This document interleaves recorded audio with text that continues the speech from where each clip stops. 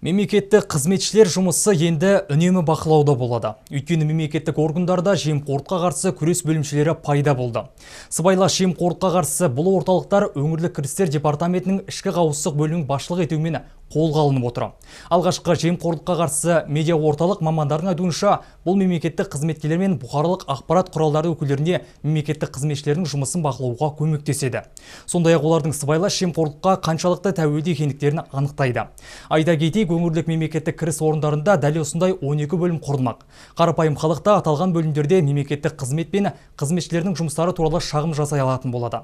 Егер заңсыз іс-әрекеттерге қарсы фактілер болса, олар бұл туралы аталған бөлімдерге дереу хабарласу керек. Ал алынған шағымдар жобаның сыбайлас жемқорлыққа қарсы комиссиялар мен ішкі қауіпсіздік бөлімінің қызметкерлерімен бірге зерттелетін болады. Бұл қызметтер қазір Астана мен Қарағанды қалаларында жүзеге асып отыр. Бүгінгі таңда Астана қаласы, Қарағанды облысы, Алматы қаласында, Ақмола облысында бұл бекеттер қойылған. Сондықтан о жақтан түсіп жатқан халықтан қоңыраулар түсіп жатыр. Ол даже кішкентай кассада төлеуге тұрған кезде кезек болып қалған күннің өзінде де олар бізге қоңырау соғады. Сол кезде біздің принципіміз сол жерде сол мәселені шешу.